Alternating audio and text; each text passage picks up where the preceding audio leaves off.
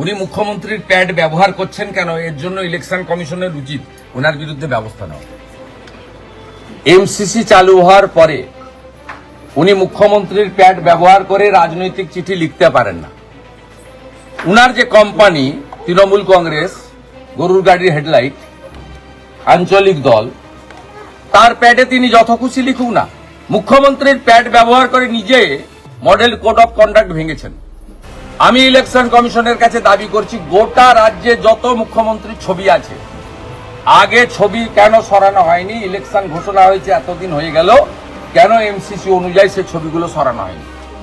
মুখ্যমন্ত্রী তার নিজের লেটার হেড প্যাড ব্যবহার করছেন, তার বিরুদ্ধে কেন ব্যবস্থা না হয়? মুখ্যমন্ত্রী পলিটিক্যাল প্যাড ব্যবহার করতে পারেন, এটা misuse of chair under MCC, এটা কখনোই টলারেট করার বিষয় নয় এবং পারমিসেবল নয়। ইলেকশন কমিশন কোন ভয়ে মমতা ব্যানার্জিকে এইসব সুযোগ দিচ্ছেন, আমরা ইলেকশন কমিশনের কাছে প্রশ্ন করতে চাই।